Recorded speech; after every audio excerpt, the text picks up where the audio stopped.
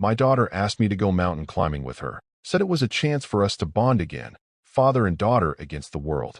But the moment I slipped and felt the rope give way, the last thing I saw was her face, calm, almost relieved. When I opened my eyes again, I was in a hospital bed, and they told me no one had been with me on that mountain. That was when the truth hit me. My own blood had plotted my death. But my life wasn't the only thing she was after. Before we continue, like this video, drop a shout out to where you're watching from in the comments. And don't forget to subscribe for more. I should have known better. At my age, mountain climbing wasn't exactly on my bucket list. But when your only daughter insists, when she looks at you with that smile that once melted your heart when she was a little girl, you say yes. Dad, it'll be fun. Just you and me. Like old times. Those were her exact words. They stung me with nostalgia, because old times meant Sunday hikes in the small trails behind our house, or fishing by the lake when she was 8, her tiny hands gripping the rod tighter than mine. Not scaling cliffs with harnesses and ropes. But I agreed. Maybe I wanted to believe she still wanted me. Maybe I thought she truly needed me. Her aging father, who had given her everything, worked his bones into dust so she'd never have to struggle the way I once did. The morning was crisp when she drove us out to the mountains. I noticed she was unusually cheerful, humming tunes, cracking jokes. I smiled, but something in her voice carried a sharpness, a strange rehearsed tone, like an actress trying too hard. "You're quiet, Dad," she said. "Just saving my energy for the climb," I replied with a chuckle. But inside I wondered, why now? Why this sudden adventure? We parked near the trailhead, and she unpacked the gear. I didn't even own climbing equipment, but she had it all ready. Harnesses, ropes, even helmets. I remember thinking how thoughtful it was, yet oddly meticulous, as though she'd planned every last detail weeks ahead. She adjusted my harness herself, tugging the straps with firm hands. "Don't worry, I've got you," she said with a grin. I wanted to believe that. God, I wanted to. The first stretch was exhilarating. The cold air, the sound of gravel crunching beneath our boots, the faint smell of pine carried on the wind.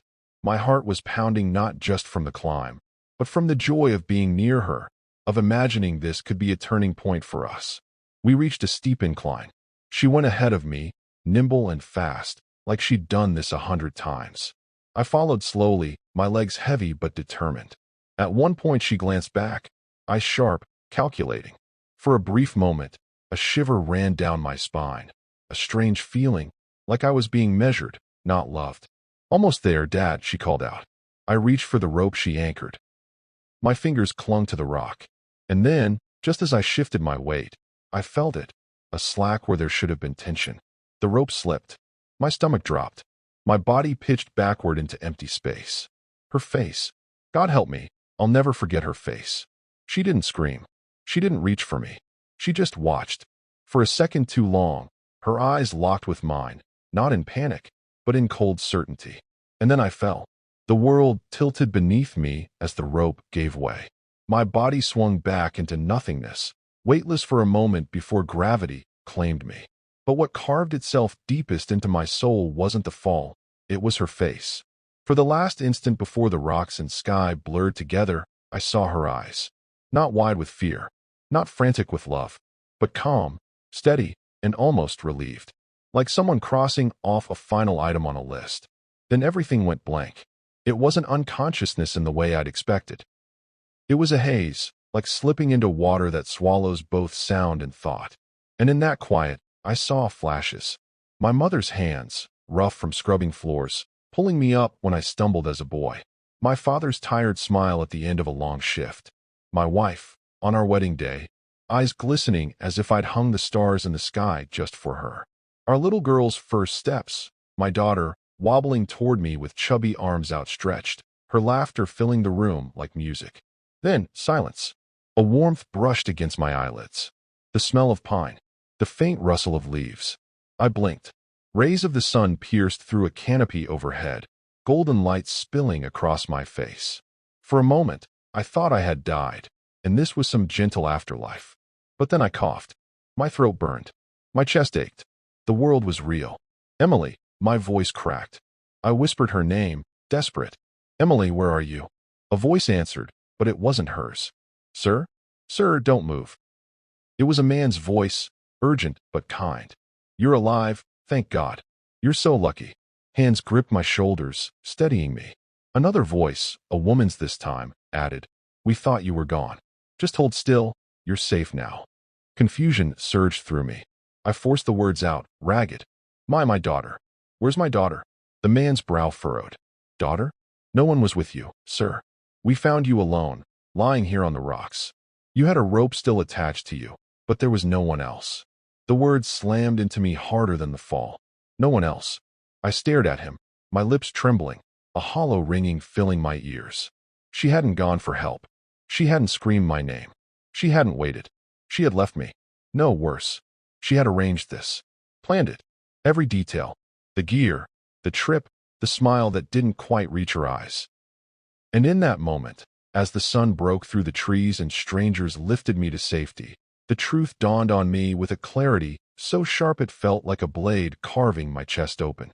My own daughter had plotted my death. They carried me down the mountain slowly, carefully, like I was something fragile. My body screamed with every movement, but the ache in my bones was nothing compared to the hollow, gnawing pit in my chest. My daughter, I whispered again, half to myself. The rescuers exchanged glances but didn't answer. I stopped asking after that. Some truths don't need repeating to carve themselves deeper. They brought me to a small ranger station near the trailhead. The woman, a park medic, cleaned the cuts on my arms and checked my ribs with practiced hands. Her touch was clinical, but there was pity in her eyes. You're lucky to be alive, she said softly. That drop should have killed you, but the rope must have slowed your fall just enough. Someone was looking out for you. Someone. I almost laughed, but it came out as a bitter cough. The only someone I had trusted had been the one who wanted me gone. After the paperwork and fuss settled, they offered to call family. I shook my head. No, I said firmly. No one to call. It wasn't entirely a lie. That night, alone in a cheap motel room nearby, the events replayed in my mind on a vicious loop. The harness she tightened. The way she'd said I've got it all planned. The flicker in her eyes when I slipped. The absence of panic. The absence of love. I stared at the ceiling until dawn, unable to shut it off. By morning, I had made a decision. I couldn't confront her. Not yet. Not broken and weak, with my mind still spinning. She'd deny it, twist it, maybe even finish the job if she thought I knew too much. No, I would play dead. Let her think she succeeded. Let her show her hand. I bought a burner phone and paid cash. I avoided hospitals where records could trace me. The bruises healed slowly, the gash on my arm scabbed, the swelling in my ankle eased. I walked with a limp, but I was alive. Alive and watching. It wasn't long before I saw her next move. Online, through a lawyer's office listing, she had declared me gone. 2 weeks later, she filed the claim. Double indemnity, the clause that paid double for accidental death. She hadn't even waited a month. I sat in the motel, the papers spread before me, a rage building so hot it made my vision blur. It wasn't just the money. It was the audacity. My only child, the girl I had raised, fed, clothed, sent to the best schools, had reduced my life to a payout. But rage alone wasn't enough. This needed precision. Patience. The kind of patience I had spent a lifetime honing as a father, as a provider. If she had staged my death, then I would give her what she wanted most, proof that it had worked. Until the right moment. That was the day I swore to myself. I wouldn't just survive. I would make her face the truth of what she had done. I would make her see me standing, living, breathing, the man she thought she had erased. And when that moment came, she would lose everything. Everything. The motel room became both my prison and my war room. Days bled into nights, and I lived with the blinds drawn, my body aching but knitting itself back together. I walked laps around the room to keep my legs strong, every limp reminding me that I was still here, still breathing, despite her best efforts. I tracked her the way a hunter studies prey, not with binoculars in the woods, but with news clippings, online notices, whispers from people who thought I was dead. Her first move after declaring me gone was to call the police. I read the report online. The words stung like acid. I haven't seen my father in weeks, she told officers through tears. The last time we spoke, he sounded so down, almost depressed. He said he didn't feel like himself anymore. I'm so worried something happened. Depressed. My own daughter had painted me as broken, weak, a man who had given up. The perfect cover story to make my accidental death seem believable. The irony was sharp. She was the one who had orchestrated my fall, and yet she cast herself as the grieving daughter, spinning lies with her crocodile tears. The police noted a missing person report. Search efforts began, combing the mountain trails. But, of course, nothing turned up. By then, I was already in hiding, silently watching the narrative unfold like some cruel stage play. Then came the insurance claim. I learned quickly that she was after more than just my estate. The policy I had taken out years ago, foolishly, with her in mind, carried a double indemnity clause. It meant if my death was classified as an accident, the payout doubled. She hadn't just wanted me dead. She wanted me dead by design. Reading that clause again made me sick. Every smile she'd given me that morning on the mountain, every reassuring word, they weren't affection. They were calculations. She waited the legal grace period, then filed. Neatly, efficiently, documents in order, her signature firm at the bottom. I managed to get a copy through a contact at the insurance company, someone who still thought of me as a client, unaware that their deceased was reading the paperwork in a dingy motel room. Her reasoning for the claim chilled me. My father was struggling emotionally. His mood was erratic. He barely eats, barely returns my call, and prefers to keep to himself. He keeps talking about how mountain climbing would be good for him. I just hope the worst. Hasn't happened. I thought he'd come back, but he never did. Please, I just want closure. Closure. The word turned my stomach. She wanted closure in the form of money, double, if possible. I threw the papers down and buried my face in my hands. My mind spun between fury and heartbreak. I remembered her first bike ride, her hand clutching mine when she was scared of thunderstorms, the way she used to fall asleep on my chest. And now those same hands had signed papers to cash in on my life. I knew what I had to do. I couldn't stop the claim directly. Not yet. But I could let it play out, gather every lie, every false tear, every stage performance. And then, at the exact moment she thought she'd won, I would step back into the world. Not as her father, not as her safety net, but as the man she betrayed. And I would take everything from her, the way she had tried to take everything from me. The conference room was cold, too cold, as if the air conditioner had been set to match the frost that had grown inside me these past weeks. The walls were lined with bland art, the kind meant to soothe nerves in an office where life and death were translated into paperwork. The insurance representatives shuffled papers, pens tapping, every word hushed, all except hers. Emily. My daughter sat at the head of the table, her chair angled just enough to command the room. She looked striking in her black dress, her hair pulled into a neat bun, her makeup just right to highlight the faint puffiness around her eyes. A professional mourner, a woman rehearsed in grief. My father was everything to me, she said, her voice wavering. We didn't always see eye to eye, but we were trying. He sounded so tired, so lost, the last time we spoke. And then when he didn't come home, I knew something was wrong. I called the police. I begged them to search. I prayed. She paused then, squeezing the handkerchief like it was her lifeline. A lone tear slipped down her cheek. The men in suits nodded gravely. One even murmured, "So tragic." If I hadn't been the man she buried alive, I might have believed her. She had mastered the art of performance, the tremor in her voice, the hollowed eyes, the catch in her breath at just the right syllable. She painted me as a man slipping into despair, a father too frail to keep his grip, a death too inevitable to question. But I was no ghost. I was flesh and blood, and I had come to shatter her illusion. The lawyer nearest her cleared his throat. Given the policy's language and the presence of an accidental death, the claim qualifies for double indemnity. Pending final approval, the payout will be released. Emily's lips curved into the faintest, fleeting smile, not of relief, but of victory. That was the moment I pushed the door open. The sound echoed like a gunshot in the still room. Each step deliberate, each breath heavier than the last.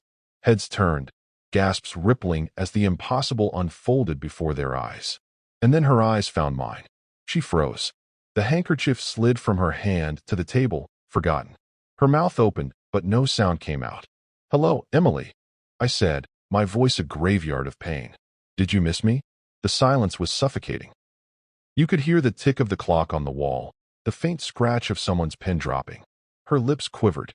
"Dad?" The word was fragile, a shard of glass in her throat. Don't. My cane shook in my grip. Do not call me that. You buried me. You wept for me in front of strangers. You made me a ghost while I was still breathing. She shot up from her chair, palms flat on the table. No, it's not what you think. Not what I think. My voice cracked, half rage, half grief. You wrote my obituary before the search was done. You told the police I was depressed, broken, that I wanted to disappear. You painted me as a tired old man ready to fall into the grave, and then you tried to cash the check. Her chest heaved, panic spilling over her polished exterior. I was scared. I thought you. Liar. The word tore from me like a wound ripped open. I saw your face when I fell. Do you know what the last thing I remembered was? Not the rocks, not the rope, your face. And you weren't afraid. You were calm, relieved. The room erupted into murmurs. The lawyer fumbled with papers. One of the representatives whispered, "Is this real?" I slammed a folder onto the table, the evidence I had gathered. Copies of her claim, her statements to the police, the obituary she penned before the ink of my supposed death was even dry. Lies, all neatly documented. Here is your grieving daughter. I spat, voice breaking. Here is the woman who turned my life into a payout, who looked at her father and saw nothing but a dollar sign. Emily reached toward me then, her eyes wet, the mask slipping into raw desperation. Dad, please. I made a mistake. No, my voice was a whisper now, but it cut sharper than a scream. A mistake is leaving the stove on. A mistake is forgetting a birthday. This was murder. She sobbed, stumbling forward, but the guards had already moved. They held her back, her pleas filling the room. Dad, don't do this. Please. I'm your daughter. I turned my back to her. My hand clenched around the cane so hard my knuckles burned white. Not anymore, I said. I took you out of my will. Every property, every cent, every piece of the legacy I once dreamed of leaving in your hands, gone. You'll inherit nothing but the weight of what you've done. The officials nodded, making notes, phones buzzing as the case shifted from a claim to an investigation. Her cries grew louder, frantic, shrill. But I didn't turn around. I couldn't. Because if I had, I would have seen not the woman who betrayed me, but the little girl she once was, running toward me with scraped knees, clutching her doll, calling me her hero. And that image would have broken me even more than her betrayal already had. So I walked out, cane striking the floor with each heavy step, my tears blurring the world before me. For I had survived the mountain. I had survived her betrayal. But I was not sure I would survive the hollow truth that followed me out of that room. That my only child, my flesh and blood, had tried to kill me for money. And that I had lost her long before she ever cut the rope. The elevator ride down felt like a descent into hell. Each floor that ticked past on the glowing panel overhead seemed to drag my heart deeper into some dark abyss I had no name for. By the time the doors slid open, my legs were trembling. I wasn't trembling from fear anymore, but from grief. Outside, the city buzzed as if nothing had happened. Cars honked. People laughed on the sidewalk. Someone strummed a guitar by the corner cafe. Life moved on, indifferent to the fact that mine had just been ripped apart. I walked slowly, cane tapping against the concrete, every sound echoing in my chest like a countdown. My chest felt tight, not from the climb that had nearly killed me, but from the crushing weight of betrayal that no rope or rockfall could match. I found myself on a bench at the edge of a quiet park, the kind where fathers take their children to play. I used to bring Emily to places like this. I could still see her, a tiny figure in a pink dress, arms outstretched as she ran to me after conquering the slide for the first time. She used to trust me with every ounce of her little heart, and I used to trust her with mine. My hands shook as I buried my face in them. The tears came hot, fast, unstoppable. I didn't weep like a man. I wept like a father who had just buried his child, not in the ground, but in his heart. Because the girl I raised, the one who once whispered, "Daddy, don't ever leave me," as I tucked her in, was gone. She had been replaced by a woman who looked me in the eyes, cut the rope, and signed her name on my death. I rocked back and forth, the cane clattering to the ground. The sobs tore through me, raw, broken. I whispered into the empty air. My own blood, my own child. How could you? The sun dipped lower, its rays breaking through the branches, casting long shadows across the grass. For a moment, I let myself imagine another reality. One where she was sitting beside me, her head on my shoulder, apologizing for everything. One where we could go back, rewind, undo. But reality was merciless. She was not here. She was being led away in handcuffs, her cries echoing in my ears like the cruelest lullaby. I had lived through the fall. I had lived through the betrayal. But now I had to live with the truth. That survival had cost me my daughter. And there, under the fading light, I broke down completely. Not as a man who'd lost his money. Not as a victim of attempted murder. But as a father whose heart had been cut loose from the only rope that had ever mattered, love. Let me know your thoughts in the comment section, and please don't forget to like and subscribe. Thank you for watching.